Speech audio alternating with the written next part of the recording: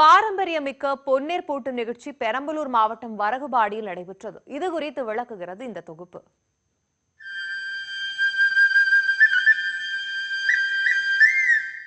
நவீன கருவிகள் மூலம் வயலில் அனைத்து பணிகளையும் செய்தாலும் கலப்பையை கொண்டு எருதுகள் பூட்டி வயலை உழுவது நமது பாரம்பரியம்.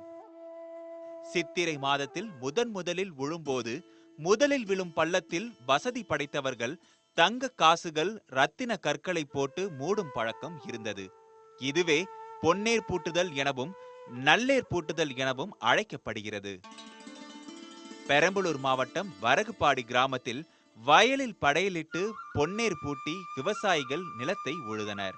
பொன்னேர் கட்டின பிற்பாடு அந்த மண்ணினுடைய வளம் பெறதுக்கு மாட்டினுடைய காலடி பட்டால் மண் வளம் பெறும், மழை பெய்யும், வெள்ளாமை விளைச்சல் நல்லா செழிக்கும் என்பதற்காக நாங்கள் இந்த ஒரு திருநாளை உழவர் திருநாளாக ஒரு நல்ல ஒரு வெள்ளாமை விளைச்சல் விளைவதற்காக வேண்டி நாங்கள் செய்கிறோங்க.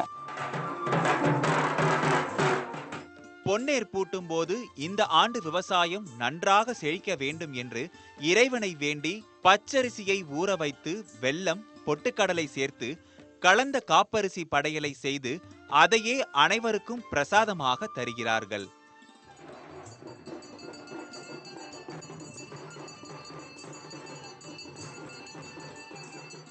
பொன்னேர் பூட்டப்பட்ட காளைகள் தங்கள் வயலில் போடும் சாணத்தை எடுத்து வந்து அதில் நவ தானியங்களை கலந்து தானிய கிடங்கில் ஒட்டி வைத்தால் விளைச்சல் அதிகரிக்கும் என்பது விவசாயிகளின் நம்பிக்கை. நாங்கள் தானிய கிடங்குல கோடு போட்டு வச்சோம்னா நல்ல மழை பெய்யும், நல்ல தானியம் விளையும். விளைஞ்சி தானிய கிடங்கு ரொம்ப நல்லா சாப்பாடு வயிறு குறையாம சாப்பிடுவோம். இந்த வருஷம் மழை கம்மியாக இருக்குது, அடுத்த வருஷம் எப்படி மழை பெய்யும்னு தெரியல. இந்த வருஷம் ஆன முனியத்தில் நல்ல மழை பெய்யணும்னு நாங்கள் நல்லேறு கட்டினதுனால. சித்திரை மாதத்தில் பெய்யும் கோடை மழையால் உழவு செய்த பயிறு, உளுந்து உள்ளிட்ட பயிர்களை விவசாயிகள் விதைக்க தொடங்குகிறார்கள். ஆடிப்பட்டம், கார்த்திகை பட்டம் என ஓய்வின்றி நடக்கும் வேளாண் பணிகள் நடைபெறுகின்றன. தை மாதம் அறுவடை முடிந்த பிறகே விவசாயிகளுக்கு ஓய்வு கிடைக்கிறது.